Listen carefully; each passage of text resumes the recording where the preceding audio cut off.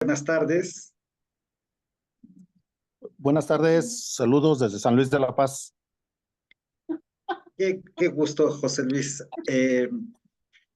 Les habla Arturo Peláez. Me da muchísima alegría y mucha nostalgia. Justo por casualidad, me estaba yo acordando de la vez que fui a San Luis de la Paz hace ya varios años y me encantaría saber que se encuentra igual de pacífico y hermoso ese, ese sitio al que con tanta benevolencia me recibieron hace muchos años justo para dar un curso de otra materia. Como sea, me presento con ustedes. Mi nombre es Arturo Peláez. Para mayor señas, pues filósofo, maestro en sociología política y doctor en investigación en ciencias sociales, que me da muchísima pues alegría poder estar con ustedes a través de este medio, que me da un poco de nostalgia, recordando también aquellos tiempos feos de la pandemia, donde buena parte de nuestras actividades las desarrollábamos por, por, por medios virtuales. Ahora, pues, lo hacemos pues para comodidad y agilidad de muchos elementos y agradezco su gentil presencia, agradezco el triple, la generosidad para quien tiene la oportunidad de encender su cámara. A mí me encanta ver las imágenes en pantalla y me siento triste, relegado, cuando no veo el rostro, la mirada, la expresión de las personas con las que interactúo. Agradezco muchísimo, muchísimo la posibilidad de quien puede hacerlo para permitir que tengamos una conversación mucho más ágil, mucho más humana. Y hoy vamos a hablar justamente de lo humano y del humanismo.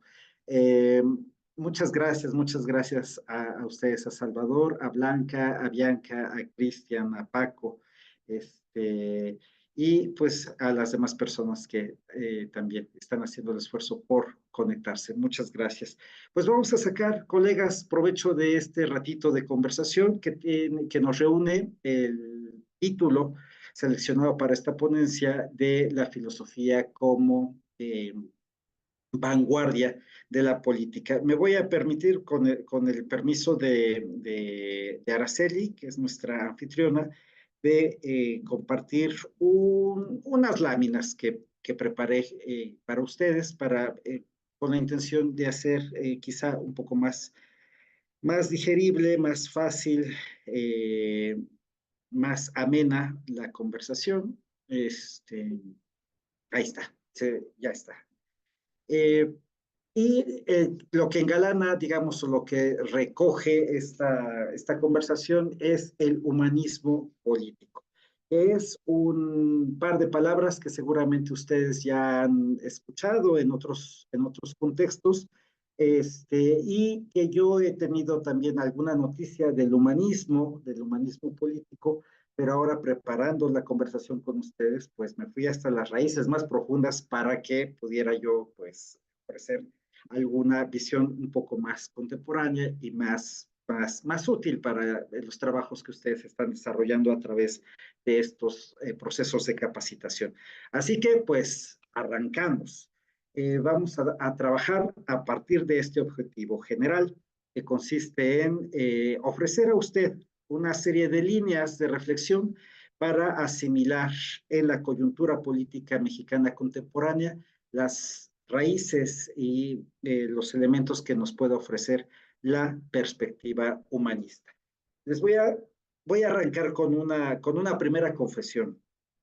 Mi intención inicial a la hora de preparar esta clase, esta ponencia, era justificar, argumentar frente a ustedes, tal como me lo digo a mí mismo, la idea de que la política partidaria, la política de todos los días, es muy dinámica, muy cambiante, tiene circunstancias y hechos que van demasiado rápido. Algunos de ellos nos pueden resultar muy afortunados, otros parecieran una catástrofe, pero en esa variedad de acontecimientos, yo quería construir esta charla en torno a la importancia del humanismo para épocas o temporadas o periodos de la historia donde parece que todo apunta en una sola dirección, donde pareciera que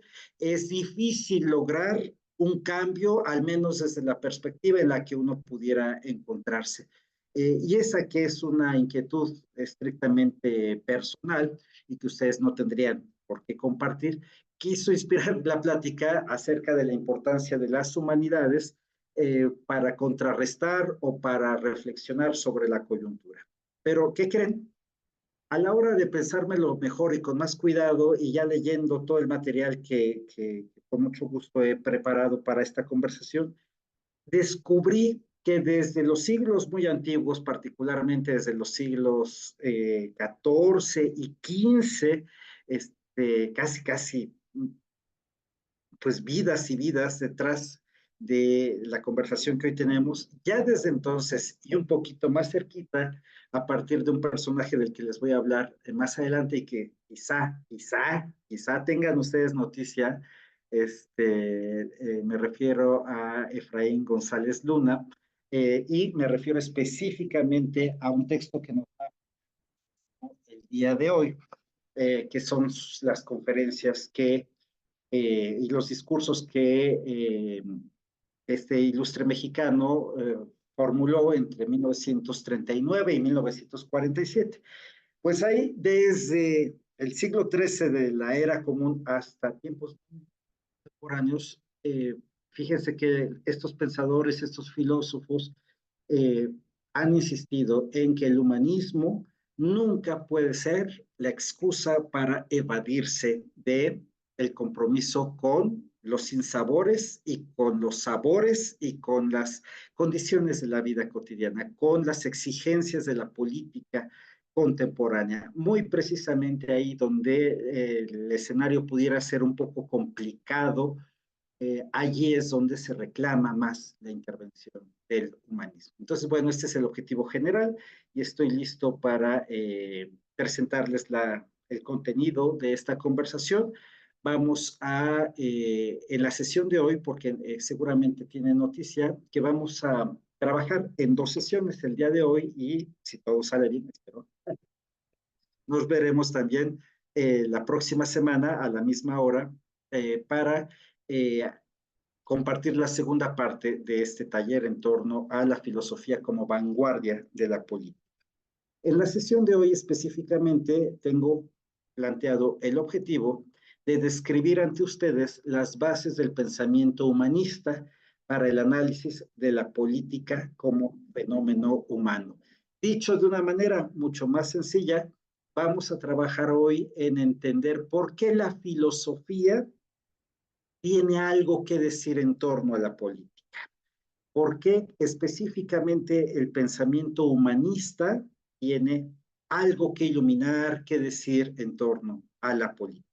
Así que para acotar esa primera sesión del día de hoy, tenemos a la vista una pequeña introducción en torno a la filosofía y su quehacer, luego las humanidades como saber y el humanismo como práctica. El siguiente, el humanismo, y luego otra palabra extraña, bueno, otra palabra que hay que distinguir es el humanitarismo frente a la política, y por último vamos a hablar de la política como objeto de las humanidades. Eh, Hasta este momento he utilizado muchas palabras que tienen el lexema human, es decir, vamos a hablar de diferentes acercamientos de lo humano eh, y su relación con la política. Así que, si bien son tareas diferentes, sin embargo se unen. Y hoy vamos a platicar de cómo se reúnen, cómo se juntan lo humano y lo político. Así que, si me dan su venia y su dispensa, pues vamos a arrancar. ¿Qué les parece? Vamos a comenzar. Muy bien, gracias. Ya había Blanca Lilia que dice, adelante, adelante con el paquete, que salga el toro. Vamos entonces. Primero, les dije al principio que pues su servidor tiene como formación inicial la de filósofo, pero la verdad, antes que filósofo, yo quisiera compartir con ustedes la experiencia humana de filosofar. Y esto es algo que hacemos desde la más tierna infancia, desde que tenemos uso de razón, nos hacemos preguntas. Y si usted está aquí en este grupo, en esta experiencia de formación, seguramente también ya dio desde la más tierna infancia luces de ser filósofo, de ser filósofa. ¿En qué se nota? Cuando un infante apenas amaneciendo al uso de la razón, le pregunta a la persona que lo cuida, generalmente la mamá, el papá, ¿por qué? ¿Por qué pasó esto? ¿Qué es, primero, qué es esto? Es sopa. Y dice, mami, y te la comes. Y la criatura dice, ¿y por qué? Y ya la mamá le enseña que la fuerza y la razón a veces coinciden. Dice, porque lo digo yo y te la comes. Estoy bromeando naturalmente, pero para recordar a todos ustedes la experiencia infantil que tuvimos acerca de preguntar. Y esta es la maravilla que, lo habrán notado ustedes, nos distingue del resto de bichos, elementos, objetos que andan por el universo material. Y para quien cree en esas otras situaciones, pues para quien pueda habitar en las dimensiones desconocidas o ultraterrenas, yo no sé francamente de eso, pero hay una certeza que podemos compartir. Como seres humanos somos capaces de hacer preguntas. Desde pequeñitos hacemos preguntas. Y esas preguntas pues obedecen a la vida práctica, a las preocupaciones cotidianas, a los afanes pues, del universo de un infante de 2 o 3 años, pero al paso del tiempo nuestras preguntas se van haciendo más inquietantes, más difíciles de responder. Y me refiero a la indagación, al cuestionamiento acerca de esas cosas fundamentales en nuestra existencia. Empezando por la pregunta acerca de quién soy, cómo llegué aquí, qué va a pasar conmigo cuando yo ya no esté, cuál es el fundamento último de todo el universo material, si es que tiene alguno.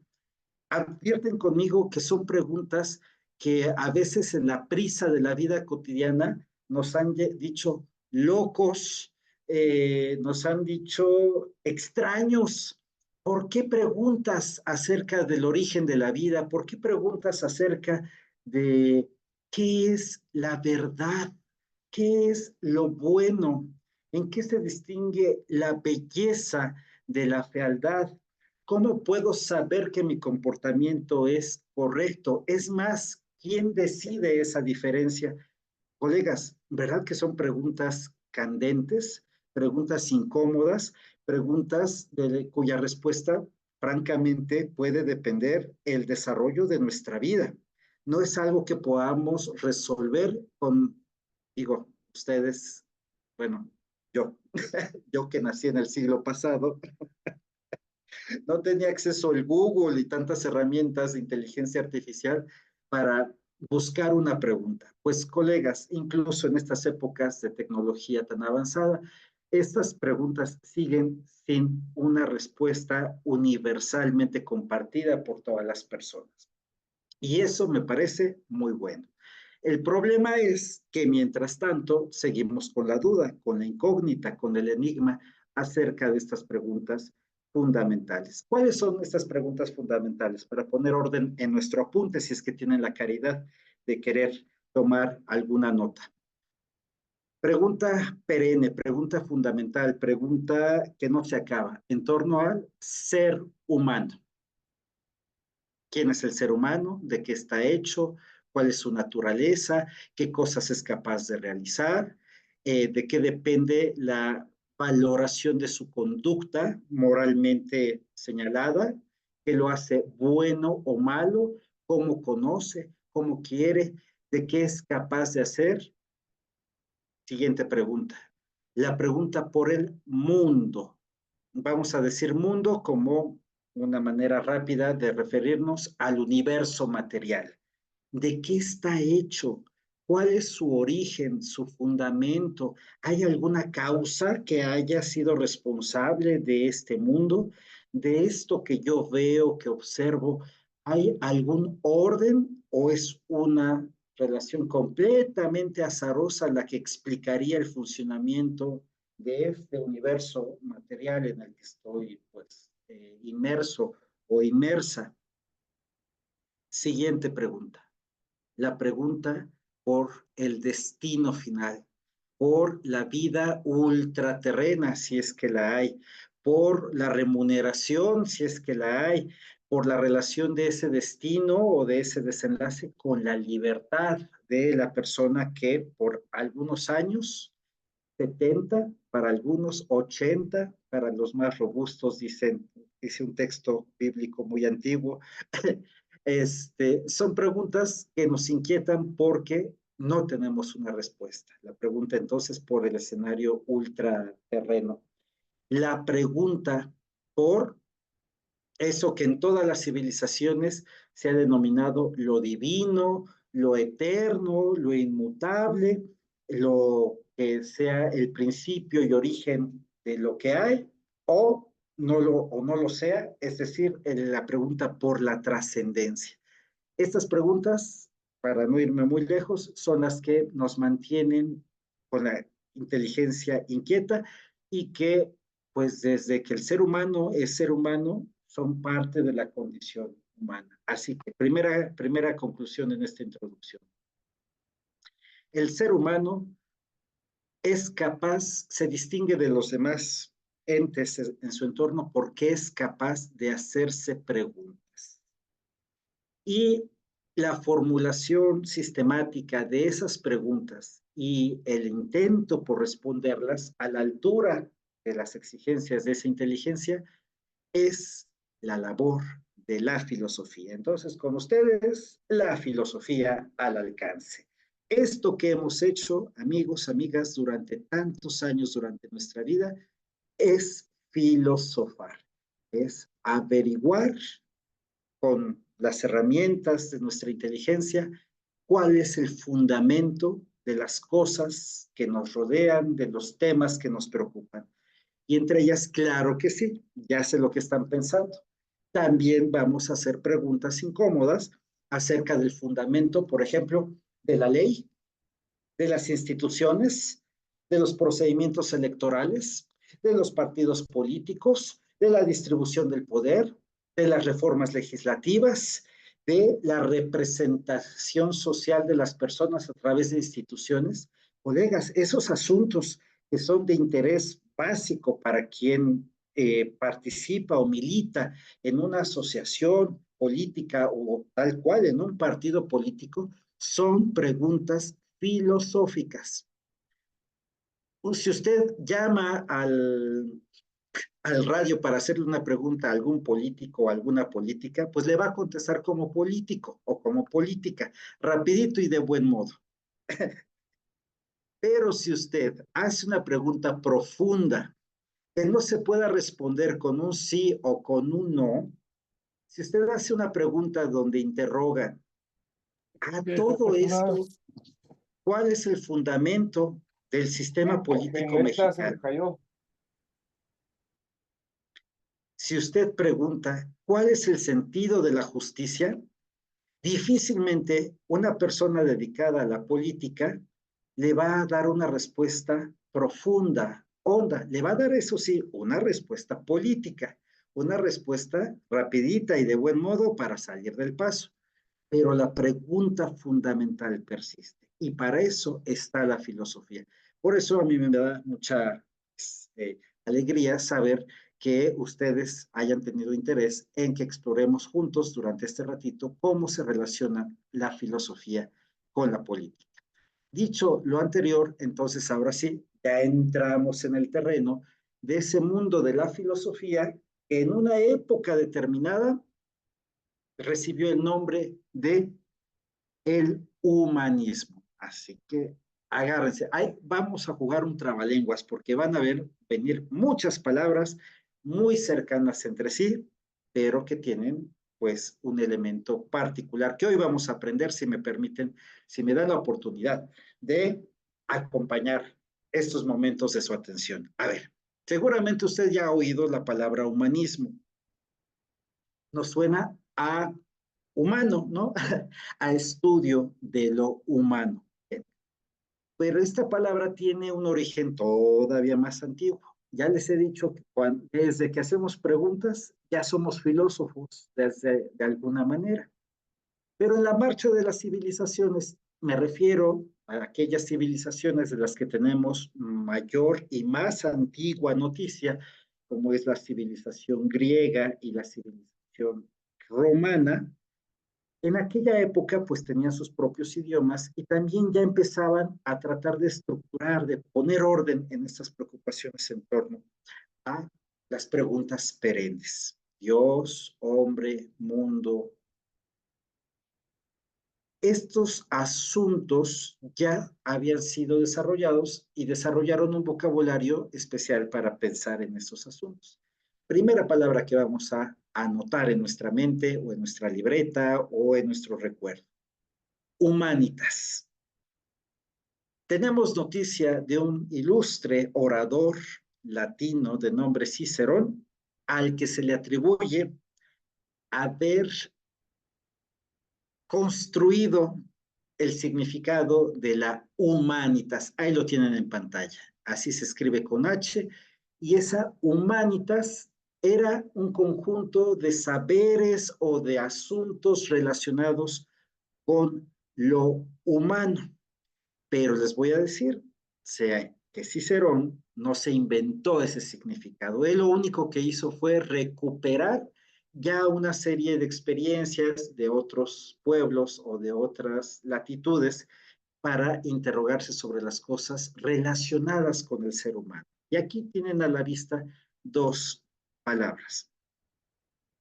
La primera de ellas, le voy a pedir a Paco Estrella, si es que tiene acceso a micrófono, que nos haga favor de leer la primera.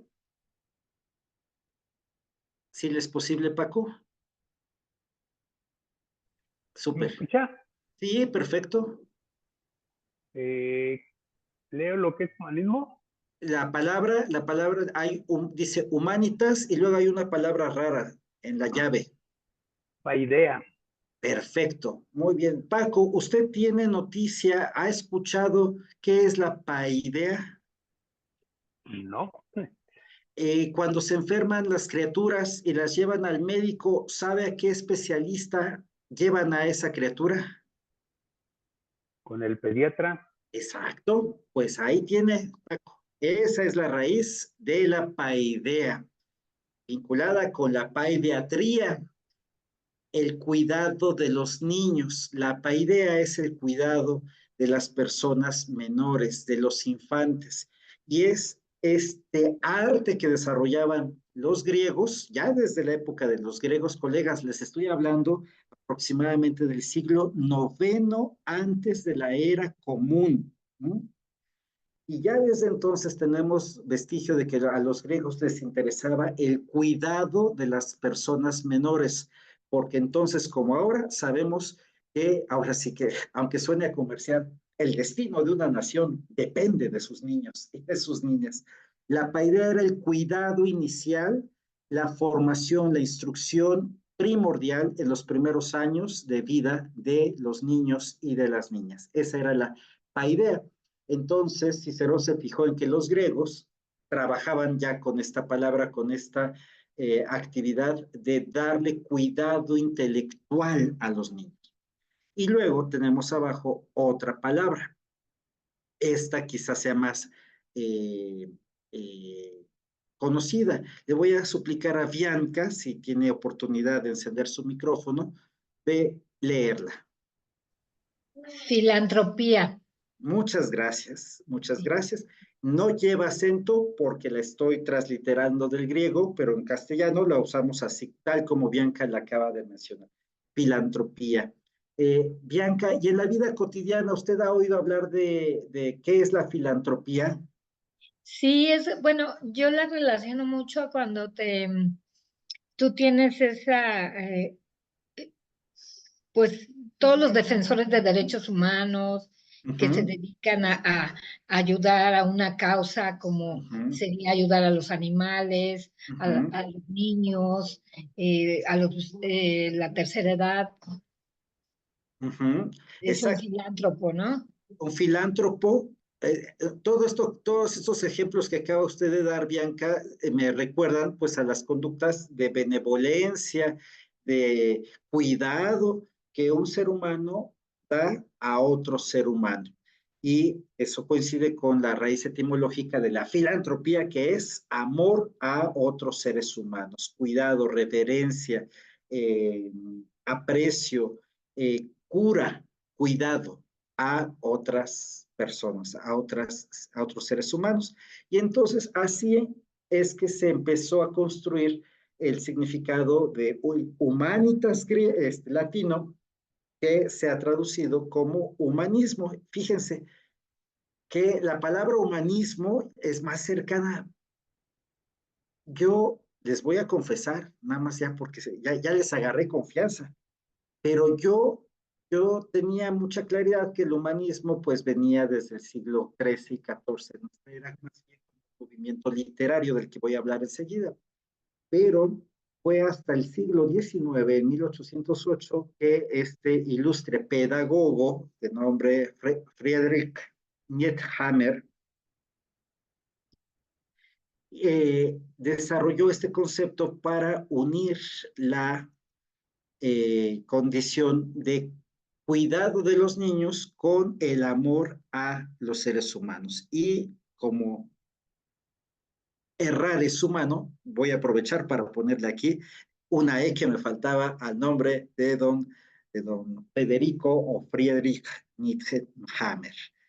Bien, continúo. Ay, perdón, saqué la presentación, otra vez la vuelvo a poner. ¿Dónde estás? Por estar corrigiendo. Aquí está. Ay, ay, eh, y de paso me estoy enterando que somos muchos más en la sesión. Qué alegría. Me permito dar la bienvenida a todas las personas que se han sumado a la reunión. Bien, continúo. Entonces, la palabra humanismo tiene un nombre más reciente, pero tiene un origen que remonta hasta el siglo noveno, más o menos antes de nuestra era común. Ahora, necesito su plena atención porque vamos a jugar al trabalenguas o al rompecabezas de palabras. Necesito que distingamos las tres palabras que están allí en pantalla: humanidades, humanismo y humanitarismo. Y les voy a poner ejemplos para que vean pues las diferencias entre cada una de ellas. Bien. Alguien en la ciudad en la que vive acudió al bachillerato o conoce a alguien que acuda a unos lugares de educación que se llaman Colegio de Ciencias y Humanidades, mejor conocidos como CCHs.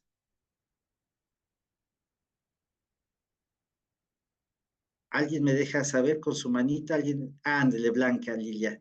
¿Usted conoce a alguien que haya ido a un CCH o Colegio de Ciencias y Humanidades? Sí, en Ciudad de México, uno de mis hermanos estudió en el Colegio de Ciencias y Humanidades Vallejo.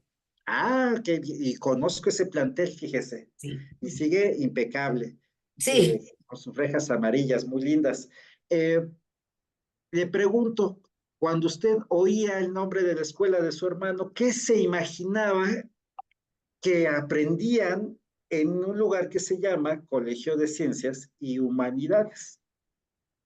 pues en aquel tiempo yo era muy chica y él decía que iba a la prepa, pero ese era el nombre de la escuela. Ajá, muy bien. Pues sí, estas palabras son de uso cotidiano y hoy, querida Blanca Lilia, le voy a presentar a usted qué significaba esa palabra: las humanidades.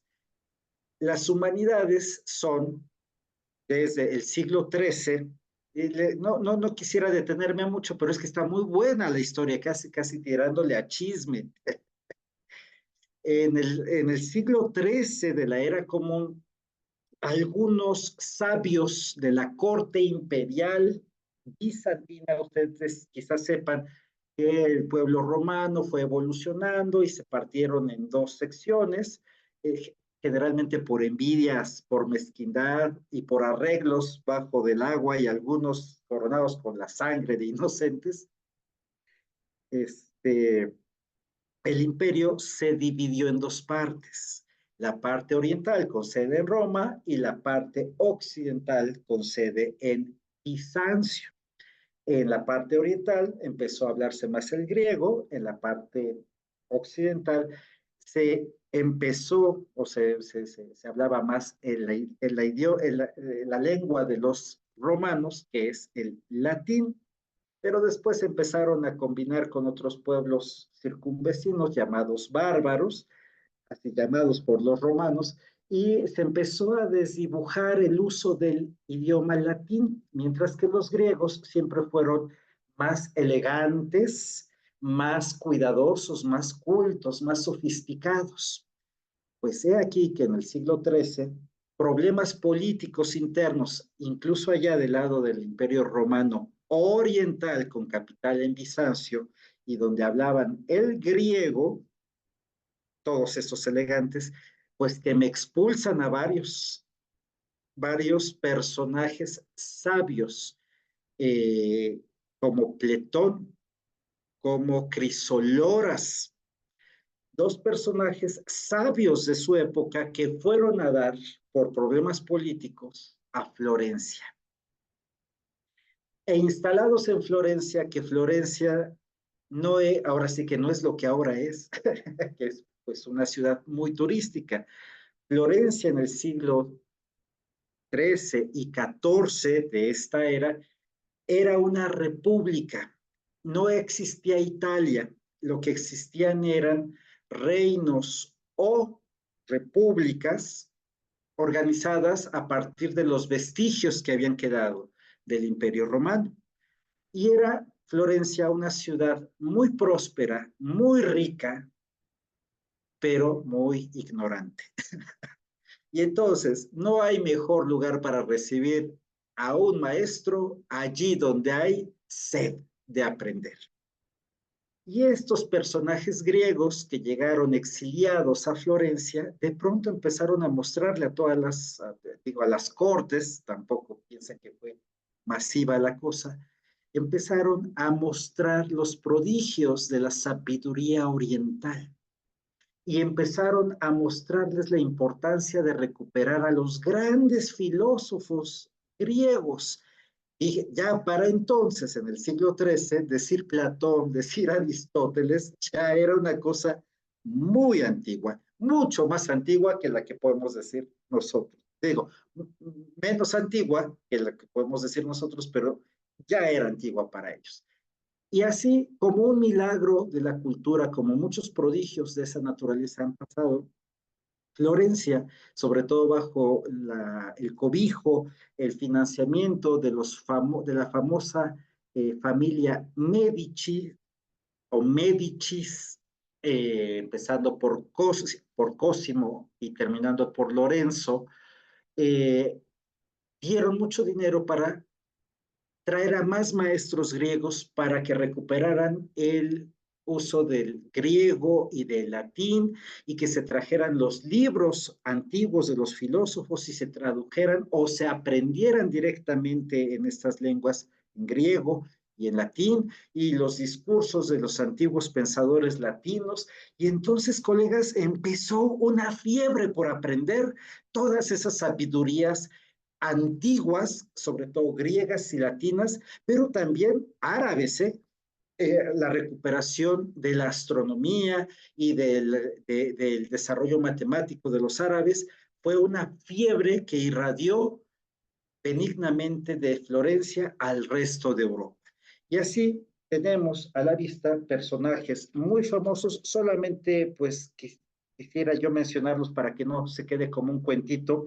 Esta es la generación de personajes como Francisco Petrarca, como Dante, el autor de la Divina Comedia, que nos pintó el infierno de muchas maneras, de Giovanni Boccaccio, que organizó los cuentos que después evolucionaron en el famoso Decamerón, y creo que hay una serie en Netflix que habla de esas aventuras de unos jóvenes que se fueron a vivir la fiesta loca durante una peste. Gente como Leonardo da Vinci, seguramente usted ha oído hablar de él, como Miguel Ángel Buonarroti, usted seguramente tiene noticia de sus frescos maravillosos, de su escultura magnífica del David, pero hay gente otra como Erasmo de Rotterdam, un hombre holandés tan sabio, tan benevolente, que escribió un textito muy lindo que se llama El elogio de la locura o de la estulticia, donde se burla con mucha elegancia de las personas que no están interesadas en aprender cosas acerca de cosas. Si sabían que hay gente que vive su vida y ni se hace ya no se hace preguntas y ya se conforma con dejar transcurrir su existencia a través, pues, del fluir de cada día. En contra de eso, pues Erasmo de Rotterdam escribe este texto muy bonito que se llama Elogio de la locura, donde se burla de las personas que prefieren entregarse a la locura o a la estulticia, que es una palabra que se usaba en aquella época, es decir, a renunciar a pensar, a renunciar a hacerse preguntas interesantes, a tomar lecturas interesantes, a hacerse buenas preguntas y procurar mejores respuestas. Y en esta época, amigos, amigas, también aparece un personaje muy famoso que les va a sonar, un tal Nicolás Maquiavelo. Un hombre muy famoso porque escribió un librito chiquitito que se llama El Príncipe. No de la canción, amigos, ese es José José, si me permiten el chistorete. El Príncipe es el conjunto de consejos, de reflexiones de Maquiavelo en torno a cómo es un gobernante eficaz. No un gobernante bueno, sino un gobernante eficaz. Y pues han dicho muchas cosas de Maquiavelo, pero la verdad es que hay más mentira en lo que se repite del Príncipe que en la claridad con la que él explica. No es un libro fácil, se los voy a decir, es muy lindo, pero no es un recetario para tiranos. Es un diagnóstico muy claro de cómo funciona la política. Y ya empieza a salir la relación, ¿verdad?, entre las humanidades y la política. Vuelvo con mi amiga Blanca Lilia, si es que me permite llamarla amiga, para acordarnos del Colegio de Ciencias y Humanidades. Entonces, ¿por qué se llama Humanidades? Porque ahí se estudian los saberes antiguos, Blanca Lilia. Ahí a su hermano le enseñaron algo de filosofía, le enseñaron algo de literatura, le enseñaron algo de la lengua castellana y le apuesto mi corbata que también le enseñaron etimologías grecolatinas y del español. Esos saberes son las humanidades, amigos, amigas. Y estos saberes se empezaron a recuperar justamente en estos años de los que estoy hablando, en el siglo XIII, en el siglo XIV de nuestra era, es decir, en los años 1300, los últimos parte del siglo XII, entre 1300 y cacho, ese es el siglo XIV, y luego entre los 1400 y tantos, eso se llama el siglo XV. Y ya, pues si nos vamos a lucir, amigos, amigas, esta noche, pues de paso damos el detalle, pues el detalle de distinción. A esa época se le llamó el 480, es decir, el siglo XIV, maravilloso el siglo XIV, de 1301 a 1399, y el siglo XV, que es pues todo los 1400, de 1400 a 1499. Bien, ¿cómo les explico? Que hagan de cuenta que se cayó el cielo y cayeron todas las estrellas, todas las luminarias, literarios, poetas, arquitectos, pintores, escultores, naturalmente filósofos y filósofas, como no se había visto antes. Estaba acabando la Edad Media y de pronto Florencia se convierte en la capital intelectual del mundo occidental en aquella época y ríos de tinta surgen y salen para manifestar el genio humano a partir del estudio de las humanidades. Entonces, ¿cómo se llamó la obra? Las humanidades son el estudio de todos aquellos asuntos vinculados con lo humano, medicina, arte en todas sus expresiones, sagrada escritura, arquitectura, ciencia o pensamiento político, todo lo que tenga que ver con lo humano son humanidades. Gramática, retórica, astronomía, música, filosofía, teología, son las disciplinas que en aquella época florecen para hablar de lo humano. Bien, hasta aquí ya quedó clarita la primera palabra, ¿verdad? Blanca Lilia ya nos va a dar cátedra de qué son las humanidades. Saberes en torno a lo humano. Luego tenemos otra palabra, humanismo. Dicen, ay, esa persona tiene mucho humanismo, ¿verdad? Ay, fíjense que sí, desde que se le mira llegar al pueblo, luego se echa de ver que es una persona muy humana. Han escuchado ese tipo de expresiones, ¿verdad? Eso es el humanismo.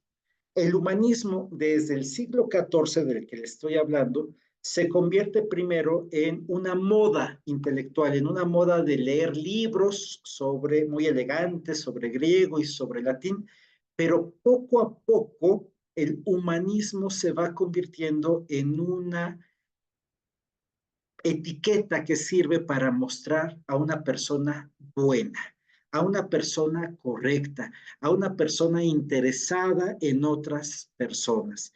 Y este humanismo, que insisto, primero surgió en el siglo XIV con estos personajes de los que les he hablado, como personas dedicadas a las humanidades. Entonces, si estudian humanidades, si estudian retórica, filosofía, gramática, les empezaron a decir humanistas.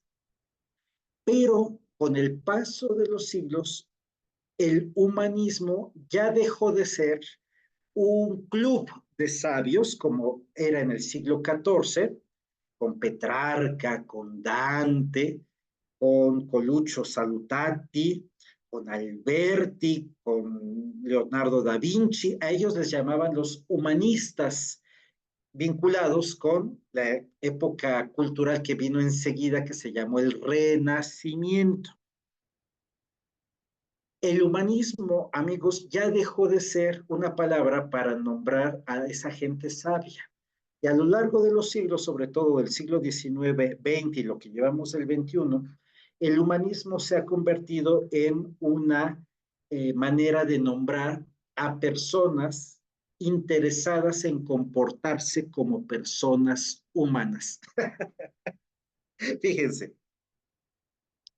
el humanismo trajo de la antigüedad griega y latina, pues los valores de esa sabiduría para imaginarse qué tan importante es el ser humano, el hombre como centro del universo, el hombre como la cúspide de la creación. En aquella época todavía prevalecía mucho la religión cristiana y el humanismo al principio no era un reproche a la iglesia o a lo divino, más bien era una exaltación del ser humano. Entonces, por eso a estos pensadores les llamaban humanistas. Pero actualmente el humanismo ya no es aprender griego y latín para acabar pronto. El humanismo ahora significa una opción clara, consciente de apoyar, de ayudar a otros seres humanos. Eso es el humanismo contemporáneo. Pero ahorita les voy a poner algunas variedades porque se va a ir complicando la cosa. Y tercera palabra, el humanitarismo. ¿Han oído de casualidad alguien, sobre todo en las películas o en las solicitudes de apoyo, por ejemplo, en agrupaciones como Médicos Sin Fronteras o Save the Children, en castellano es Salva a los Niños, en la Cruz Roja Internacional, en la Media Luna Internacional, se dice que esas son organizaciones humanitarias? ¿Lo han notado? No dicen sociedades humanistas, sino humanitarias. Aquí hay una diferencia. Cualquier sociedad humanitaria es aquella que se dedica a hacer cosas benefactoras cuyo destino son otras personas. Entonces, ya les voy a contar desde el siglo XVII, más o menos, empezó a agarrar fuerza este concepto. Y vi la manita de Juan Carlos Olvera Soto, que me parece quiere formular una pregunta o hacer un comentario, o tal vez fue accidente. ¿Sí? ¿Quería intervenir Juan Carlos? No. Ok, ok. Clarito vi la manita y me imaginé otra cosa. Bien, y por cierto, siéntanse con entera confianza y libertad de participar. Bueno, entonces el humanitarismo es una corriente de conducta, colegas. Esto no es filosofía, es un conjunto de prácticas relacionadas con la caridad o con el desarrollo de actividades misericordiosas o de clemencia para personas que la están pasando mal. Ya en el siglo XVIII y XIX sobre todo, ustedes deben saber o recordar que cuando se desarrolló la industria y la tecnología como efecto de, todo va encadenado, de la ilustración, cuando los pensadores le dieron mucho interés a pensar por sí mismos, que a su vez fue una consecuencia del Renacimiento en el siglo XVI, que a su vez fue una consecuencia del humanismo en el siglo XV y en el siglo XIV. O sea, les estoy contando 10 siglos de la historia de la humanidad que todavía nos afectan. Bueno, me voy al siglo XVIII y siglo XIX, ya hay revolución industrial, ya hay fábricas, ya hay explotación de niños y de mujeres en lugares inhóspitos, sobre todo en el campo y en las fábricas, y surgen las primeras asociaciones dedicadas al cuidado de estas personas en extrema penuria, en extrema miseria. Y así surgen las iniciativas de cuidado de los enfermos, de cuidado de los huérfanos, de las personas analfabetas, y surgen entonces en el siglo XVIII y XIX todas estas organizaciones de orientación caritativa.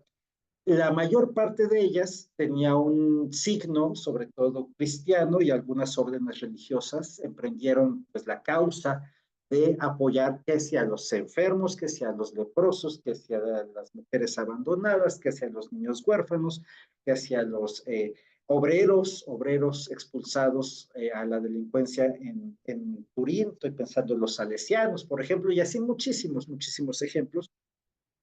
Y así va consolidándose el significado del humanitarismo.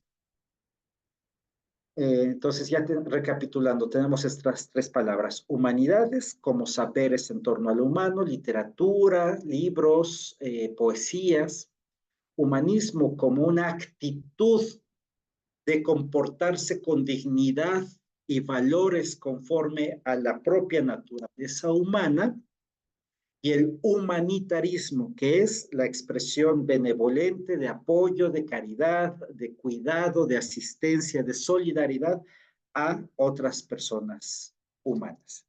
Bien.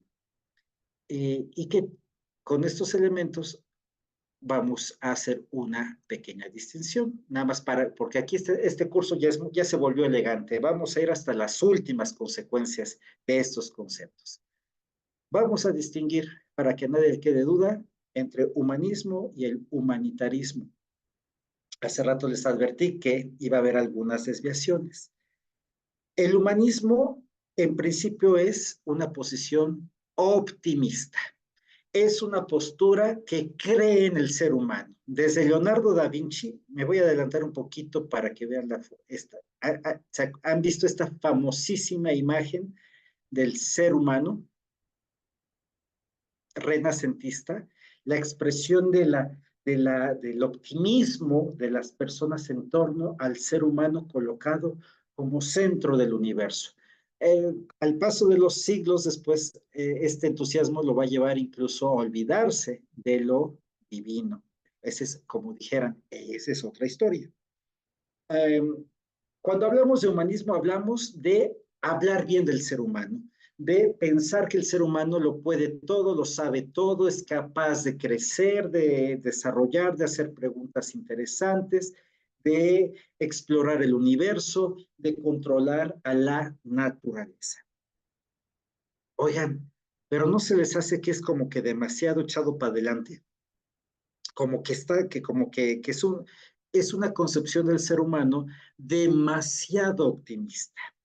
Una cosa es decir que es uno de los animales más inteligentes y otra, como en efecto ha sucedido, asumir que somos como que los dueños, quién sabe por qué razón, de todo el universo. El humanismo ciertamente, miren, para que no, hay un texto hermoso, amigos, amigas, que se llama La oración de Juan Pico de la Mirandola, otro hombre de esta época del humanismo, eh, que se llama Discurso sobre la dignidad del hombre. Y vieran qué cosa tan hermosa este texto de este hombre, por cierto, que murió jovencitito a los 31 años de edad, y que dice unas cosas tan bonitas que el hombre no es todo, pero al mismo tiempo no es nada. El hombre no está hecho, sino se va haciendo, o sea, muy adelantado eso a su época, pero todos los humanistas del siglo XIII y del siglo XIV tenían esta posición muy encantadora sobre el ser humano, muy echada para adelante.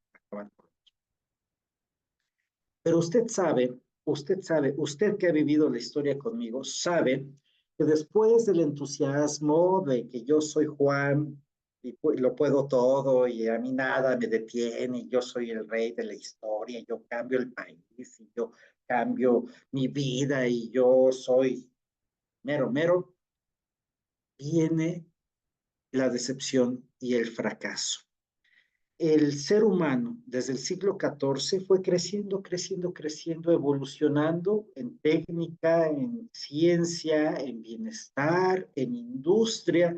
Se transformó la economía, surgió el capitalismo, surgió el imperialismo y las naciones ricas se repartieron a las naciones pobres.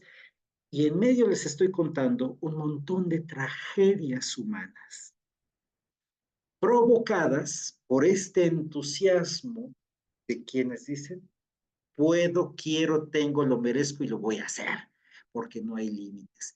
Entonces el humanismo fue el antecedente del Renacimiento, el Renacimiento fue el antecedente de la Reforma Protestante, la Reforma Protestante fue el contexto para el debilitamiento de los discursos cristianos, para el surgimiento del discurso individualista, capitalista, que inspiró muchos atropellos de parte de potencias extranjeras que se apoderaron prácticamente del mundo. ¿A qué lleva esto, amigos, amigas? Pues a la Segunda Guerra Mundial, a la Primera y a la Segunda Guerra Mundial. Estas tragedias básicamente fueron el resultado de la disputa económica y territorial y política entre las naciones de aquella época, entre el eje y los aliados. Para acabar pronto, pues es una evolución de la historia, pero no vine aquí a quejarme amargamente de la historia de la humanidad. Lo que quiero decir es que al menos en Occidente, el desarrollo de la historia arranca después de la Edad Media con la promesa del humanismo, con el sueño según el cual el ser humano lo puede todo, lo quiere todo y lo obtendrá todo. Y en efecto, nos acercamos mucho a ese escenario, ¿eh? incrementar, les pongo un ejemplo, incrementar la esperanza de vida, sin ir tan lejos, en México, colegas, de 30 años en 1910 a 75, 78 en 2024, es un prodigio que no se explica sin la modernización de la vida, sin el desarrollo de la sociedad. Tenemos ciertamente muchísimos otros problemas, muchos otros problemas, pero ciertamente pues la historia, la civilización ha avanzado y quienes han sobrevivido han vivido quizá un poco mejor de cómo se vivía en el siglo XV, XVI, XVII, en algún sentido, cuando menos. Bueno, todo esto para decir que el humanismo tiene una posición muy optimista, muy condescendiente con el propio ser humano. Pero al paso del tiempo, el humanitarismo, ya les expliqué que fue la respuesta de gente caritativa para atender a las preocupaciones, para los dolores y las tragedias de las víctimas, de los sufrientes, de los oprimidos, de los excluidos de esta historia. Y al mismo tiempo, en filosofía, particularmente después de la Segunda Guerra Mundial ocurrida a mediados del siglo pasado, pensadores como los que están ahí anotados, Horkheimer y Adorno, empezaron a cuestionar ese proyecto de los humanistas y del capitalismo y de la ilustración, y empezaron a darle un significado adicional a esto del humanitarismo. Es decir, el humanismo es un payaso, bueno, no lo dijeron así. El humanismo nos ha quedado mal. La ilustración nos ha quedado mal. Tantas luces intelectuales, tanta ciencia, tanta industria, y tenemos unos sufrimientos horribles que incluso condujeron a la Segunda Guerra Mundial. ¿Y qué es lo que tenemos? Esfuerzos para tratar de auxiliar a esas víctimas con asociaciones humanitarias. Entonces, actualmente en filosofía, el humanitarismo es todo lo pesimista que es el humanismo. El humanitarismo es esta posición filosófica que asume que la humanidad no lo puede todo, que la humanidad se equivoca, que la humanidad produce dolor a otras personas, que los derechos humanos y las expectativas de las personas para vivir felices y a su modo no siempre se cumplen, y de hecho hay más tragedia y sufrimiento que bondad y alegría, y que eso de que podemos controlar la naturaleza y la temperatura del planeta y que los terremotos nos hacen los mandados es una mentira. El humanitarismo es una visión filosófica un poquito más triste, más deprimida y más deprimente, que asume que no somos la última, dispénsenme la frase fea, la última Coca-Cola en el desierto. El ser humano tiene límites, el ser humano es frágil, el ser humano es cruel, es despiadado, es capaz de producir dolor a otros seres humanos. Y el humanitarismo es la manera de reconocerlo. Entonces, por ejemplo, no habría médicos, la Asociación Médicos Sin Fronteras no tendría razón de ser si no hubiera sociedades indolentes capaces de producir la miseria o ver pasar la miseria, el dolor, la guerra y la muerte en países vecinos. Entonces, todo el humanitarismo es la respuesta a pues, la miseria humana. Bueno, entonces, recapitulando, este es su amigo Arturo, le encanta recapitular. Humanidades como saber, humanismo como conducta de vida de aprecio y de optimismo en torno al ser humano, y humanitarismo como la aceptación de que los humanos también nos equivocamos, también causamos dolor y también podemos comprometernos para remediar, aunque sea un poquito, este dolor. Entonces, hasta este punto, espero que me haya yo dado a entender. Vamos ahora con los valores de aquel humanismo, las piezas clave de ese humanismo del que les he hablado en el siglo XIV. ¿Cómo se veía el ser humano en aquella época? Número 1, se afirma el valor y la dignidad humana. A eso se refería el texto de Juan Pico de la Mirándola, que les acabo de invocar hace rato. El ser humano vale por sí mismo. En aquella época todavía se decía vale porque es hijo de Dios. Contemporáneamente, el humanismo reconoce hoy, 2024, que al margen de cualquier discurso religioso, el ser humano vale porque tiene dignidad. Y tiene dignidad porque pertenece a una familia humana, me refiero, que con la que comparte cualidades, posibilidades, comparte libertades y derechos. No los entretengo demasiado, pero justo el que les está hablando, o sea, yo, que también estudió humanidades como su hermano de Blanca Lilia, hice mi tesis de filosofía sobre la fundamentación metafísica de la dignidad de la persona humana, pero aparte de la filosofía hay un montonal de posibilidades de explicación o de justificación de la filosofía, perdón, de la dignidad humana. El humanista entonces reconoce que la persona tiene dignidad. El humanista reconoce que las personas son libres. ¿Y qué significa libres? Aquí voy a meter mi cuchara. Es posible que usted haya escuchado que la libertad es hacer lo que uno quiera. Falso. Bueno, parcialmente falso. Hay muchas, es una de las preguntas perennes de la filosofía.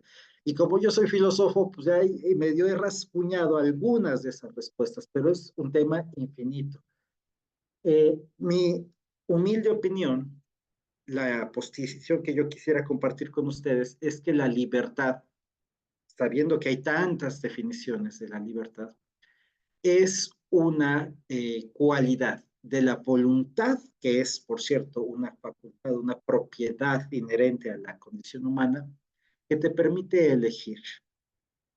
Pero en estos tiempos, eh, la libertad solo se suele conformar con elegir lo que haya y como lo haya. Sin embargo, ahora sí que los antiguos humanistas nos dejaron enseñado que la libertad no solo consiste en elegir, sino en elegir bien o elegir el bien mayor. De tal manera que la libertad genuinamente humana no solamente es escoger entre A o B, sino escoger aquello que más perfeccione tu condición como persona humana. Yo no te voy a decir ni sé cuáles son las alternativas que tienes ahorita en tu vida, solo te digo que me parece muy sensato pensar que la libertad es la capacidad para autoperfeccionarnos mediante la elección de los bienes más perfectos en lugar de bienes menos perfectos. Siempre para un jitomate podrido hay un jitomate maduro, ¿no? Y un jitomate maduro que no está maduro, está verde, entonces tanto el verde como el podrido son imperfectos respecto a la salsa perfecta que queremos. Así pasa con todo en la vida. Pero nada más quería yo hacer ese comercial sobre el valor humanista de la libertad. Otro, este está buenísimo. Este se lo debemos a Lorenzo Valla o Valla con doble L. La virtud y no la fortuna constituyen la grandeza humana. ¿Cuántas personas andan por la vida soñando con sacarse la lotería, esperando que ahora sí se muera su jefe? Vivir felices en el trabajo, que por suerte lo atropelle un tren. No, el humanista no depende del azar y de la fortuna, ni de la rueda de la fortuna para hacer que las cosas sucedan. Y usted que incluso está dedicando, me permito decir, meter mi cuchara, que usted que está dedicando 2 horas de su vida para un lunes cualquiera formarse y capacitarse, habla de una persona que cree en la virtud y no en la suerte. Virtud, amigos, amigas, en italiano, en florentino del siglo XIV, virtud, se decía virtud. La virtud no es solamente la capacidad de hacer las cosas bien, que es lo que usamos en en el idioma contemporáneo, ¿verdad? Esta persona es muy virtuosa porque ha acostumbrado a su voluntad a actuar de manera pronta y cotidiana cosas buenas. Esa es la definición clásica de virtud. Pero en el mundo italiano florentino del humanismo renacimiento, la virtud no llegaba tanto. La virtud era sencillamente la decisión determinante y aceptar el dolor, sufrimiento, castigo, daño, costo, lágrimas, sudores y lo que fuera necesario para hacer que las cosas sucedieran. Entonces, la virtud es esta capacidad humana para entregarte completamente en convicción profunda para que una cosa que te interesa suceda. Esa era la virtud. Y suena obvio, ¿no? Usted que es empresaria, compañera, ¿cuándo va a esperar que sus clientes lleguen en masa a tocarle la puerta y pedirle un pedido súper maravilloso? Así no funciona. Hay que trabajar cotidianamente para lograr que las cosas sucedan. Esa es la virtud humanista. Siguiente. El humanista siente que tiene derecho a indagar en la naturaleza sin interferencia de las autoridades religiosas. Esto era una cosa revolucionaria en aquellos tiempos, donde incluso el cuerpo desnudo era difícil de ser visto, tratado o manipulado con fines que no fueran los permitidos por la autoridad religiosa, y el humanismo sí se voló las trancas para construir. Este es el origen, amigos, amigas, de la ciencia moderna. Poquito después iba a venir Guillermo de Ockham con su famosa navaja para decir, la navaja es así porque debe estar filosa y corta los problemas por la vía lógica más fácil. Y básicamente lo que nos enseñó Guillermo de Ockham, inglés, para decirnos que ante la solución de un problema, ante un problema, la solución más acertada probablemente es la más sencilla. Y que hay que ir con sentido común para diseccionar los problemas y encontrar con su método práctico, un método fincado en el sentido común y en la evidencia de los sentidos para averiguar cómo es que funcionan las cosas. Y de ahí se desarrolló la ciencia moderna que nos ha dado tantos beneficios como la posibilidad de comunicarnos en este medio. De verdad, amigos, deténganse un momento conmigo.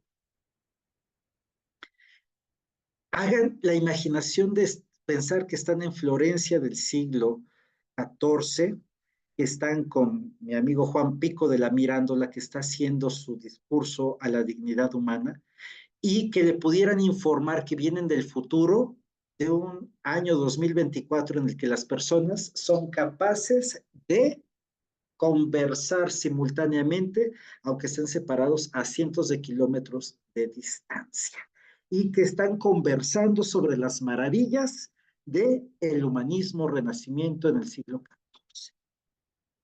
Estas personas eran tan abiertas de pensamiento que probablemente las iban a esconder en su casa, o si usted llegaba ahí, las escondía en su casa para que las mentes más conservadoras no escucharan eso que iba a sonar como a embrujo o a locura. Y para evitarle la hoguera, los humanistas tal vez sí le hubieran dado crédito a su palabra. Esto es nada más para decirles dos cosas. La maravilla que ha significado la aventura humana en términos de desarrollo intelectual y cultural, arrancado en buena medida gracias al humanismo. Y segundo, la apertura y libertad de pensamiento de estas personas, cuyo ejemplo deberíamos recordar de vez en cuando.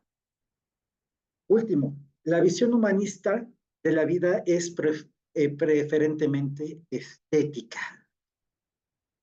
Estética no en el sentido del lugar donde nos hacen arreglos. Entra uno feo y sale más feo, en mi caso probablemente. Estética en el sentido original se refiere a la dimensión filosófica de la contemplación de la belleza. ¿Qué nos hace humanos? También la contemplación de la belleza y la producción de la belleza. Y los humanistas ¿qué les digo? Miguel Ángel, Leonardo, son ejemplo de la capacidad del ser humano no solo para contemplar la belleza de un amanecer, sino para ir belleza con sus cualidades artísticas. Esa es la vida estética y los humanistas son personas que toman en serio la belleza. Siguiente. Los humanistas son capaces de ver, esto es hermoso, amigos. No sé si ando yo muy sentimental, pero la herencia del humanismo nos permite vincular estas palabras raras que son inmanencia y trascendencia. La inmanencia se refiere a todo lo que tiene que ver con el permanecer aquí y ahora. Todo lo que te ata a este mundo es lo inmanente, inmanente. Inmanere significa permanecer aquí y ahora. Entonces, ¿qué es lo inmanente? A ver, ahí les va la lista del súper. De hecho, la lista del súper es el ejemplo de la inmanencia. Huevo, tortillas, leche, café, líquido para limpiar los pisos, sacudidor, fruta, todas esas cosas, amigos, son satisfactores para resolver mi situación inmediata aquí en la tierra. Por eso se llama inmanente. Salud, Alejandro. Y lo trascendente es lo opuesto. Miren, en el dibujito que les puse, se trata de representar lo inmanente, el mundo del campo, lo que nos ata a la tierra, pero también estamos como seres humanos, ahí se alcanza a ver el monjecillo que está entre esos dos mundos, ahí está tirado el monje, se le ven sus pies. Estamos con los pies atados a las actividades cotidianas como el huevo y la tortilla, pero mientras podamos mirar al horizonte y descubrir lo infinito del tiempo y del espacio prolongado en el universo físico. Y ya no les digo las posibilidades de una trascendencia incluso más allá de esta vida, hacen que el humanista sea una persona brutalmente feliz y casi loca de contento por darse cuenta de esa dualidad o de esa convergencia entre ser alguien que sufre los rigores de la condición humana, con un cuerpo, con preocupaciones enteramente corporales, pero también con una capacidad para lanzarse con la imaginación, el pensamiento e incluso con el amor hacia latitudes que ni siquiera conoce. Esto es brutal, no es cuento, amigos, no es un sueño. Tú puedes en este momento lanzar un pensamiento a través del tiempo y del espacio a un ser querido que ya no esté en este planeta. Tú puedes en este momento hacer un donativo a, hoy traigo mucho Médicos Sin Fronteras, pero a cualquier causa humanitaria al otro lado del mundo y llega y funciona. Tú puedes imaginar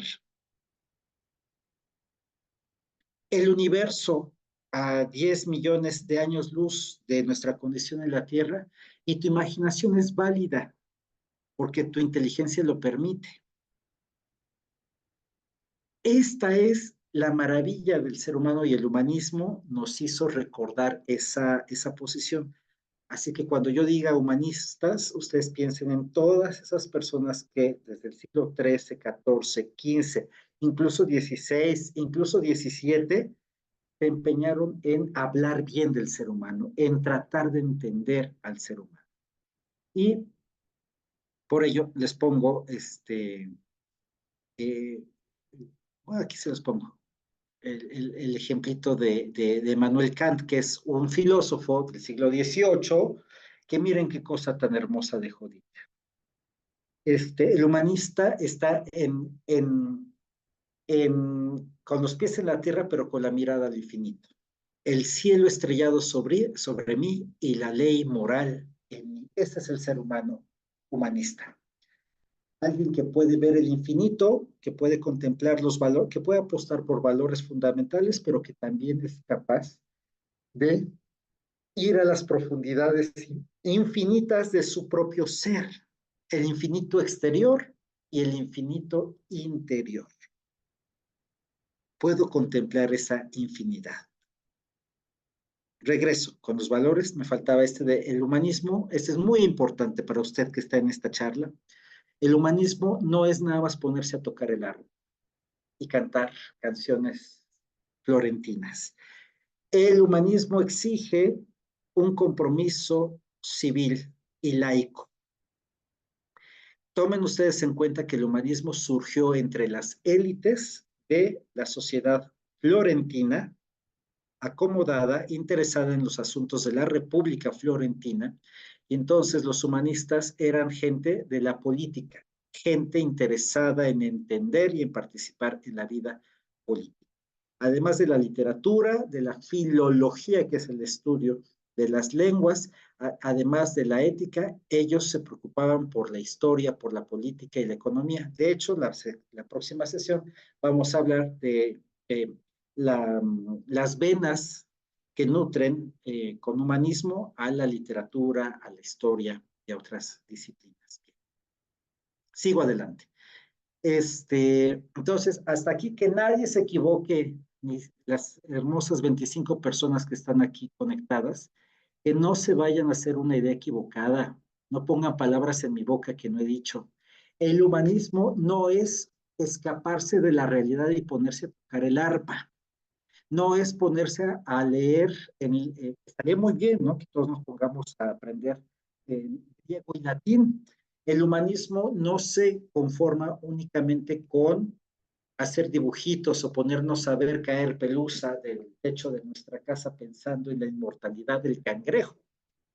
El humanismo es un modo de ser que se interesa por el aquí y el ahora, por la vida práctica. Tan es así que a continuación les pongo otras maneras de desarrollar el humanismo, donde se ve claramente que hay que tomar partido y no siempre es de una manera optimista. Hoy, amigos, amigas, todavía hay corrientes filosóficas que siguen desarrollando el humanismo. Hay, probablemente sean palabras, pues, un poquito indigestas, pero si me dan oportunidad, voy a tratar de explicar qué son estas palabras. Hoy el humanismo es un humanismo triste, un humanismo desencantado. Primero, el humanismo racionalista, idealista de personas como estos filósofos, como Hegel, Croce o Brunswick o Breyer, que asumen que la humanidad puede pensar, por eso se llama racionalista, porque tiene razón, puede construirse un mundo y el humano puede llegar a su propia realización únicamente pensando. Piensen sobre todo en Hegel. Colegas, probablemente ¿cómo haré para transmitirles la importancia y la gravedad de estos personajes? Porque muchos políticos construyeron sus ideas a partir de estas posiciones filosóficas. Pensar que los humanos solamente son una inteligencia que anda por la historia es una idea que puede ser muy perjudicial cuando tienes el poder suficiente para creer que tu idea de la política es la única que vale la pena y que entonces puedes pasar por encima de la dignidad de otras personas. Y ahí tienes la herencia de estos señores. Segundo, humanismo materialista. Otros señores como Feuerbach y Carlos Marx que pensaban que las personas son productos enteramente económicos, que si tú tienes pensamientos, tú tienes historia, tú tienes deseos, es resultado del sistema económico en el que vives. Esta es una manera muy triste de pensar la vida humana porque supone que tu vida no es más que un conjunto de músculos y nervios unidos por un prodigio de la evolución biológica y que todos tus pensamientos, tus sueños, tu libertad incluso son fantasías, son producto de la situación, del modelo económico en el que vives, en donde, por ejemplo, si vives en una sociedad capitalista y te toca nacer como proletario, entonces tu vida, tus sueños, tus anhelos consiste en asumir que eres proletario y que la vida es una proletaria vida. Y si eres empresario, te toca creer que la vida consiste en explotar a los demás, hasta que haya alguien que se salga del huacal, que sea la vanguardia revolucionaria y que organice ahí los catorrazos entre las personas que participan en esa comunidad.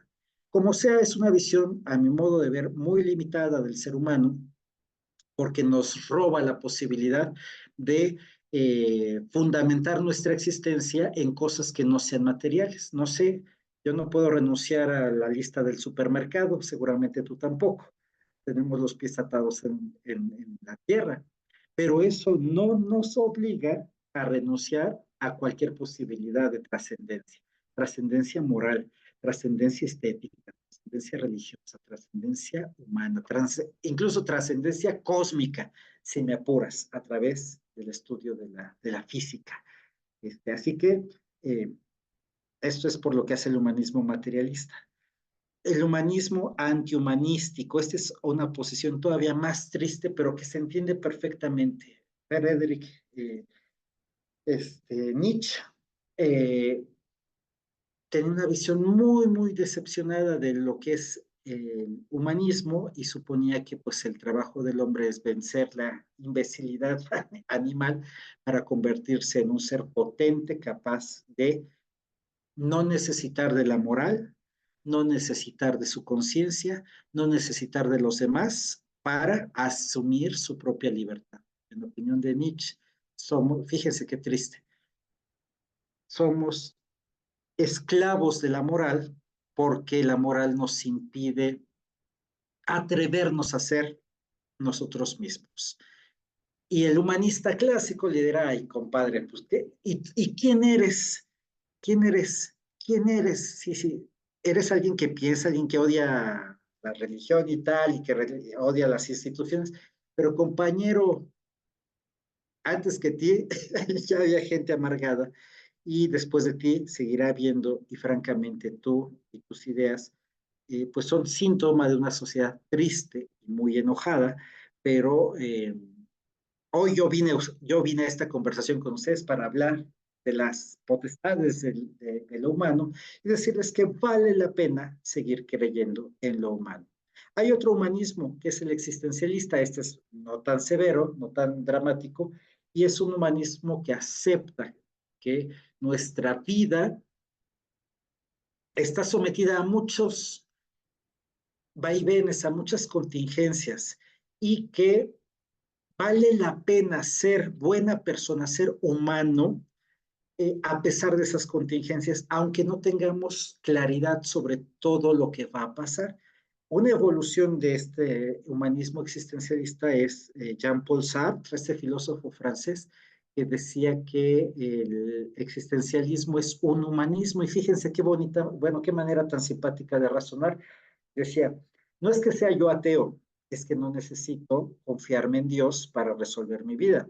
No es que sea yo un vagabundo, lo que pasa es que mi vida es tan contingente que no puedo ni comprarme una casa, viví en un hotel, por cierto. El existencialismo reconoce que no hay manera más responsable de vivir la vida que asumir que no le puedes echar la culpa a nadie de tus tragedias. La vida es dura, pero tu trabajo es adaptarte de la mejor manera posible a esa vida existencialista. Lo que importa para Sartre es la existencia, la vida, los problemas cotidianos y no pensar que hay un molde o una esencia humana. Eso es también muy, muy controversial, pero ya casi acabamos en este recorrido en el que los he involucrado. Así que aquí cambiamos de pista con todos los antecedentes que les he dicho y entonces les voy a pedir para que despierten, para que abran su cámara o para que se rían cuando menos. Que muevan sus manos con velocidad, por favor, para que nos vuelva a circular la energía y cuando menos nos pongamos de buenas o más de buenas. Ya, gracias, gracias. Ahora, ocus, para la última partecita de esta conversación, colegas. ¿Para qué todo este rollo, amigos, amigas? ¿Para qué hablar de tanta gente muerta que hablaba sobre lo que significaba lo humano? ¿Para qué tanta vuelta sobre el latín y el griego? Cuando lo que tenemos es hoy una serie de preocupaciones políticas. No sé cuáles sean. Más bien, no me concierne indagar cuáles sean, pero estoy seguro, y tan seguro estoy que están invirtiendo su tiempo en esta capacitación, que usted tiene los pies bien anclados en la tierra y sabe que lo que sucede aquí y ahora importa. En ese sentido, usted es una verdadera humanista. Traigo a colación hubo un congreso en 1986 de humanidades, voy a hablar más de ese congreso en la próxima sesión, humanidades realizadas en México. Está muy bueno. Y en una de esas exposiciones, el filósofo mexicano Eduardo Nicol dejó dicha esta advertencia. Le voy a pedir a, ¿dónde? ¿Sí está Oscar? Oscar, José Agustín, que no ha participado hoy. No sé si tiene oportunidad de prender su micrófono, José Agustín. ¿Sí puede? ¿Tiene esa posibilidad de encender su micrófono para que me ayude a leer lo que dice la pantalla? Ay, pantalla que ya moví. Ya encendí yo el mío, profe. Adelante, ¿Sí? por ¿Quiere que favor. lea el texto? Sí, ¿Sí? Dice, el humanismo exige el compromiso. Las humanidades siguen el camino de las artes. El humanismo inicia con la creación de la ética. La poesía no crea ni resuelve problemas. El humanista lleva una vida problemática. muchas gracias, Oscar.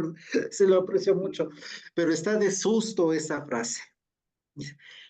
Usted puede ir a estudiar junto con el hermano de Blanca Lilia, La belleza de las humanidades. Usted va a ser una persona muy culta, usted va a ser una persona muy sosegada, pero usted no basta con que estudie humanidades para ser humanista. Para ser humanista usted tiene que interesarse en la ética, porque la poesía no crea ni resuelve problemas. La poesía es poesía y es para gozar el espíritu. Pero si usted es un auténtico humanista, usted lleva una vida problemática. No estoy diciendo que usted sea una persona problemática, que sí las hay, ¿verdad? Usted es una persona con una vida problemática si es que es una persona humanista. ¿Por qué? Porque si usted es humanista, le interesan los asuntos humanos. Usted tiene que interesarse en los asuntos humanos y si algo sale mal, usted, o sea, si usted ve una tragedia, si usted ve algo equivocado, algo que no está bien, usted tendrá que saltar como liebre y hacer algo al respecto y su vida se le va a complicar. Le voy a leer un parrafito de Efraín González Luna a este respecto. Concretamente, quiero que me acompañe imagínese usted que estamos en la primera convención interregional del PAN celebrada en Tampico, Tamaulipas, el 7 de enero de 1940. Y miren lo que decía Efraín González Luna acerca de las personas que están más interesadas en las humanidades que en el humanismo. Y dice, quien se encierra en alta torre de marfil, que toca el azul del cielo y que se yergue en el límpido y sosegado paisaje espiritual como el cayado de un pastor que apacienta nubes. O sea, se está burlando de esas personas tan exquisitas que hablan bonito y leen mucha literatura y que dicen probablemente, a mí, eso de la política a mí no me interesa, eso es para gente que no tiene que hacer, que no tiene un trabajo decente. Yo sí, yo sí tengo mi vida resuelta y yo sí puedo ponerme a pensar en el universo. Yo sí puedo ponerme a leer novelas. Yo sí me voy a dedicar a aprender idiomas, a viajar por el mundo, a conocer Florencia en persona. Para esas personas, dice Efraín González Luna, esa persona que está apacentando nubes, ¿no? Pero es, señores y señoras, dice él, en 1940, dice, es que dentro de poco, personas, llamémoslas así, con la dolorosa impresión de degradar el concepto tan noble de la persona humana que hemos venido analizando, porque él en las conferencias previas le dedicó buenísimos los discursos sobre qué entiende por persona humana, pero dice, eh, pero es, señores, que dentro de poco las nobles tareas de la cultura, esas nobles tareas de la cultura, se está burlando, tendrán que ser abandonadas. Fíjense, no habrá ni libertad de pensar ni libertad de enseñar. Es que dentro de poco, 1940, está hablando, personas, llamémoslas así, con la dolorosa impresión de degradar el concepto tan noble de la persona humana que hemos venido analizando, personas que, repito, consideran tener el secreto del universo y de la vida. No tardarán en corroer los cimientos de la Torre de Marfil y entonces el solitario, el egregio, el egoísta de la cultura, el que cerrara los ojos y los oídos a los problemas y miserias de su patria, que son sus propios problemas y miserias, tendrá que renunciar a ideas y a poemas, a páginas y melodías y a muchas cosas todavía más vitales.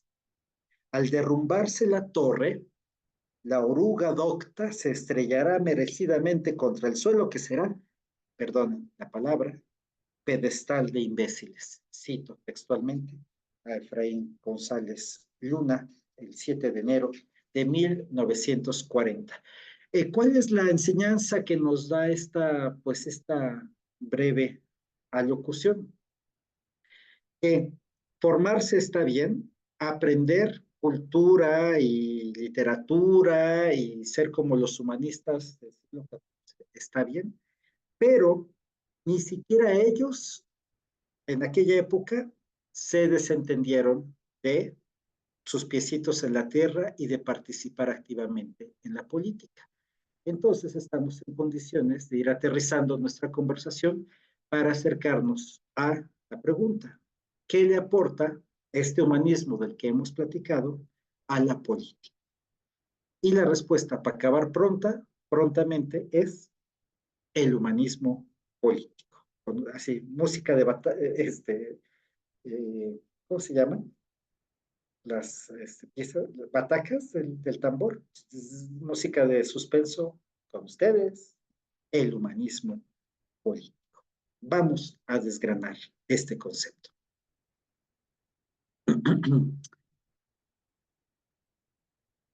Es una visión, es una posición conceptual, pero también práctica acerca de la política. Es una manera de entender a la política. Una manera en la que se predica que el ser humano está en el centro de toda la acción política. Así de fácil. Entonces, este humanismo político, y estoy citando al propio González Luna, es una manera de involucrar los valores del humanismo clásico del que hemos platicado a una consideración que enaltezca a la persona humana. Déjenme dar una pequeña noticia del contexto. Miren, antes, unos poquitos antes, 3 años antes, o sea, ya pasan en las civilizaciones humanas fenómenos muy curiosos donde de pronto eh, algunas personas de diferentes países empiezan a preocuparse por las mismas cosas y a desarrollar soluciones parecidas. No sé si conocen el pleito célebre entre Edison y Tesla. Ay, permítanme, se me está acabando la batería de la computadora.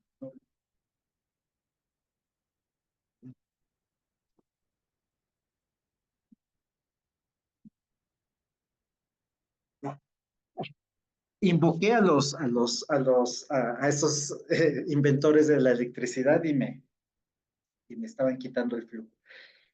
Prácticamente llegaron a, bueno, por medios diferentes y con soluciones diversas, atendieron el problema de la transmisión de la energía eléctrica. Eh, Salvadas todas las diferencias, en el siglo XX, el filósofo francés Jacques Maritain, en 1936, él y toda una generación de filósofos ya manifestaban una pregunta acerca de cómo recuperar el humanismo en un contexto donde las democracias, amigos, se estaban desvaneciendo. Tengo que apuntar más en torno a este contexto. No sé si tienen claridad o recuerden conmigo que a partir de 1918, cuando acabó la Primera Guerra Mundial, eh, las democracias del mundo empezaron a caer unas, así como fichas de naipes, eh, en América Latina, en Europa, en Asia. Todos los regímenes presuntamente democráticos empezaron a caer y empezaron a surgir liderazgos militares, liderazgos con visos como conservadores, monárquicos, y que forma parte de la explicación de por qué se destruyó la democracia en Alemania y que dio paso al surgimiento de Adolfo Hitler como Führer y toda la catástrofe que usted ya conoce. Pero se debilitaron en ese periodo. Fue muy grave la manera en la que los problemas económicos, la falta de liderazgo, la falta de solidez en la clase política de aquella época, y la acumulación de penurias socioeconómicas asociadas a los costos de la brutal guerra mundial, que entonces le decían la Gran Guerra, la Gran Guerra de 1914 a 18, forman parte del contexto en el que se fueron debilitando las democracias. En aquella época lo más común era no ser democracia y lo más raro era que en los países hubiera democracias. Prácticamente solo Estados Unidos, Gran Bretaña, América Latina estaba medio y medio, México había, México, 1936, los 30, se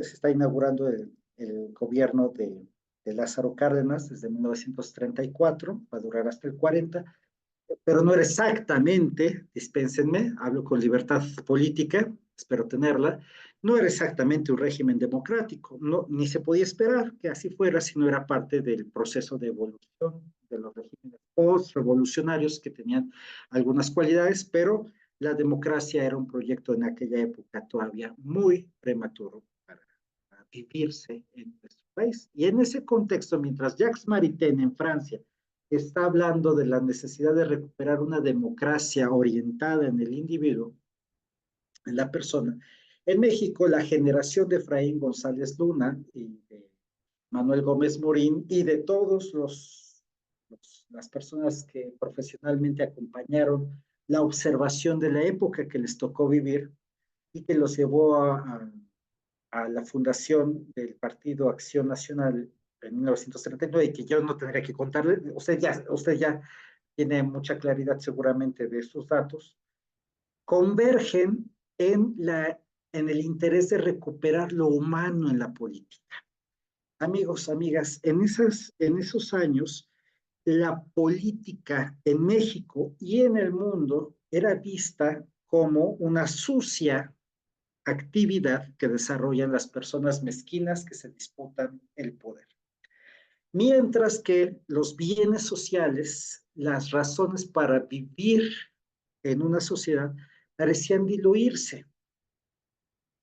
Y ahí es donde la filosofía recupera su patrimonio, recupera su razón de ser para presentarle a la velocidad de la vida política pragmática, poner un alto y decir, necesitamos pensar esto. Necesitamos encontrar el sentido profundo de esto que hacemos. ¿Por qué vivimos en un ambiente político con estas características? ¿Por qué tenemos estos liderazgos? ¿Por qué tenemos estas leyes? ¿Por qué tenemos este tipo de organización política? ¿No nos merecemos alguna alternativa? Y la respuesta que encontró Efraín y Manuel Gómez Morín por lo que hace a la opción política que abrazaron, pues fue crear un partido político. Y entonces, con ustedes les presento algunas piezas, algunos granos que logré extraer y que me pareció pertinente a partir de los discursos de Efraín González Luna, que retratan, me parece, y pienso, si no es así, y si me equivoqué de auditorio, tengan la bondad de decirme, pero entiendo que hay algún interés por explorar esta doctrina justamente en tiempos en los que, como en 1939, parecía que todo estaba dicho, que la verdad había sido declarada por lo alto del cielo. De hecho, en uno de sus discursos, eh, no sé si sepan que en 1936, en octubre de 1936, una parte muy, muy, muy beligerante eh, de la izquierda mexicana, adherida al entonces partido oficial, que era eh, todavía el Partido Nacional Revolucionario, surgió la idea de algunos legisladores así muy, muy combativos, muy de izquierda, muy, muy, muy vocales. Estoy hablando de 1900. Introdujeron una reforma de ley para modificar el artículo tercero constitucional de manera que la educación fuera considerada socialista y que garantizara un conocimiento, cito, racional y exacto del universo. Esa era la lógica un gobierno cuando tiene mayorías legislativas se puede dar el lujo de atropellar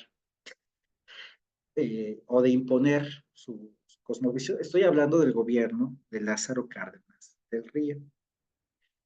Y eso era lo que se recetó la sociedad mexicana de 1936, 37, 38, 39, hasta que estos compadres dijeron, se acabó, tenemos que crear una alternativa, porque tocar el arpa con las humanidades no va a transformar el país. Así nos tardemos décadas, nuestro trabajo es mantenernos en acción. Y ustedes sabrán que ese fue el motivo del nombre del partido blanquiazul, cuya sección de capacitación nos ofrece su anfitrionía esta noche. Bueno, en uno de sus discursos, Efraín González Luna se burla y dice, el gobierno ya nos recetó y nos asegura que necesitamos compartir un conocimiento universal y exacto del universo, como si el gobierno o alguien en el planeta Tierra tuviera ese conocimiento. ¿Con qué soberbia el gobierno de Cárdenas nos receta la idea de que la escuela socialista es el único camino legalmente permitido para que nuestra niñez conozca racional y exactamente el sentido del universo? Eso es un despropósito filosófico, educativo, político. En ese contexto es que entonces se entiende el clamor, la angustia, el frenesí de una persona tan docta, tan instruida, para hacer del humanismo una preocupación que se convierta en acción, en un compromiso con la política, tal como hacían los antiguos florentinos, leyendo, aprendiendo, estudiando y practicando la política. Y aquí pongo a su consideración algunos de estos principios o de estos elementos de esta posición doctrinal que, y discúlpenme que vierta otra vez una opinión personal, que en estos tiempos presentes, hablar de doctrina dentro de una orientación política parece ridículo, parece mal visto, parece antiguo. Y justamente era el escenario que enfrentaban los doctrinarios del humanismo político. Un contexto en el que todo estaba dicho. El nacionalismo revolucionario era la onda. No había manera de disputarle al hombre fuerte y parecía un despropósito atreverse a pensar en los principios que están ahí anotados en pantalla. Vamos con ellos. Persona. Y don Efraín aprendió filosofía escolástica y definía a la persona como el sujeto individual de naturaleza racional. Es decir, una persona dotada de un cuerpo, de una materia, pero con capacidades inmateriales, que son la inteligencia y la voluntad investida por el carácter de la libertad, que lo coloca en una especialísima dignidad que hace que la persona no pueda ser tratada como un animal, como un objeto, y que no pueda ser materia de rebañización. No es una oveja que pueda ser conducida en un rebaño, sino es un agente libre que puede hacerle preguntas incómodas al gobierno acerca de por qué mis hijos van a estudiar de tal manera, porque que puede, estoy parafraseando sus discursos, que puede asumir, y de hecho asume el deber de procurar su bienestar material como persona, de procurarse el alimento, de procurarse un empleo, que asume el deber de cuidar por el bienestar físico y moral de su prole, cito, y que si hace eso no queda exento, antes queda más obligado a extender esa preocupación de bienestar por otras personas. Entonces, muy humanista, la posición del humanismo político implica que el ser humano es libre frente al destino. Esto es muy florentino, es igualito que se decía con Francisco Petrarca o Dante. ¿Usted leyó la Divina Comedia? Yo me aterrorizaba hasta que me explicaron, cuando era niño, tan referidos los dibujos, que no hay bronca, que eso no es destino, que es ejercicio de la libertad. O sea, la enseñanza más allá de hablar de un discurso teológico, lo que estaba diciendo Dante es, si metía al calabozo infernal a un dignatario eclesiástico, a un dignatario civil, estaba diciendo que la libertad nos persigue y que somos capaces de construir nuestro propio destino. La misma posición la encontramos en los discursos de Efraín González. Hombre y Estado. La relación es de interacción. Ni puro hombre, ni puro Estado. Y ahí recupera la doctrina aristotélica de Efraín, donde explica, el ser humano no se puede bastar a sí mismo, nace súper débil, desprotegido, no sobreviviría sin el apoyo de una familia. Pero a su vez la familia no puede sobrevivir y desarrollar todas las capacidades que corresponden a su bienestar sin el apoyo de una aldea o de un municipio. Y el municipio a su vez no puede enfrentar agresiones externas o precariedades o contingencias de la vida sin el apoyo de una estructura más grande que se llama Estado. Y esto significa que el ser humano está llamado a desarrollar todas sus potencialidades, pero está limitado por sus propias debilidades. Y para remediar esa vulnerabilidad natural del ser humano, existen estos modos de agregación humana que llamamos familia, aldea, municipio y hasta arriba el Estado, como la coronación de este proceso. Ciertamente esta es la teoría de Aristóteles, ha sido criticada por otros frentes, pero me parece muy importante el principio básico detrás de la relación ser humano, persona, Estado. Es la relación que usted tal vez ha escuchado, la relación subsidiaria y solidaria.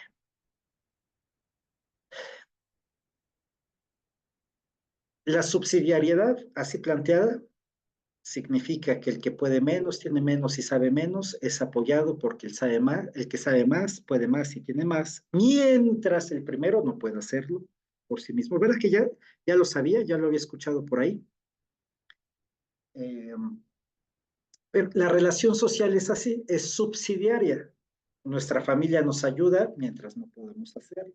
El municipio ayuda a la familia mientras la familia no puede hacerlo por sí mismo. El Estado ayuda y asiste a la vida familiar o a las necesidades familiares mientras la familia no puede hacerlo. Pero así como la criatura, el bodoque de 38 años, se resiste a abandonar el hogar, el cuidado y la protección de papi y mami, abusando del principio de subsidiariedad, es análogamente igual de lesivo permitir que el Estado se entrometa en la vida familiar cuando la familia tiene un marco de valores o de criterios de acción que le pertenecen legítimamente antes a la familia que al Estado. Y era el reproche que hacía Efraín González Luna con eso de la imposición de la educación socialista en aquella. Entiendo que me quedan 3 minutos y los voy a aprovechar sabiamente para avanzar con la necesidad del Estado, que es el ligamen de lo anterior. El humanismo político no está en contra del Estado. Sencillamente, pequeño detalle, toma nota de los alcances y limitaciones de la acción estatal. ¿Qué se permite que haga el Estado en la esfera personal? Todo lo que no violente, antes proteja los derechos de las personas. Es decir, en esta visión, la sociedad existe, o sea, la sociedad es un agregado, amigos, amigas, es un conjunto, ¿no?, que produce relaciones, instituciones, pero el fundamento filosófico, prácticamente metafísico, de la sociedad es la persona. Si hipotéticamente desagregáramos a las personas que integran a la sociedad, en ese momento pues se diluye la sociedad. Es algo un poco complicado de explicar porque de pronto las instituciones sociales reclaman a la persona comportamiento, obediencia, etiqueta, atención a ciertas reglas, valores y comportamientos que, cuidado, pueden atentar contra el recinto ultimísimo de la dignidad de la persona. Y entonces, en el humanismo político encontramos esa tensión que no es fácil de resolver, pero los criterios, o el criterio es este. Si bien necesitamos al Estado, el Estado nunca, bajo ninguna circunstancia, puede violentar las libertades y derechos de las personas, porque la razón última fundamental para haber creado un Estado era poner a salvo a la persona. Y eso me lleva al siguiente, mis últimos 30 segundos, para hablar del bien común, porque el humanismo político reconoce y admite que todas las personas buscan su bien. Eso está bien. Tu naturaleza te convoca a procurar tu bienestar, a persistir en la vida, a seguir respirando, a procurar las condiciones que garanticen tu dignidad, que hagan relucir tu dignidad. Ese es el bien personal. Pero como hemos dicho, que nadie puede garantizar todas las condiciones para su propio bienestar si no es con la colaboración de otros, entonces la constelación de condiciones que permite que tú personalmente alcances tu propia perfección y que no excluye que otros más lo logren, sino que al contrario lo favorece, es el bien común. Y es una maravilla. Me voy a detener aquí para profundizar en este concepto, porque don Efraín alerta cómo en nombre del bien común se cometen o se intentan cometer muchos atropellos que violenten la dignidad y la libertad de las personas. Pero no hay tal, un bien común nunca, jamás puede violentar el bien fundamental de las personas. Y sobre eso, con eso voy a comenzar la próxima sesión. Y ya los empiezo a extrañar. Así que, pero mientras eso nos volvemos a encontrar, ojalá puedan reflexionar en cómo tener los pies sobre la tierra y lanzar la mirada al infinito. Hasta aquí mi intervención. Creo que se queda de manos de nuestra anfitrionía, que les va a pasar un algo, ¿verdad, Araceli?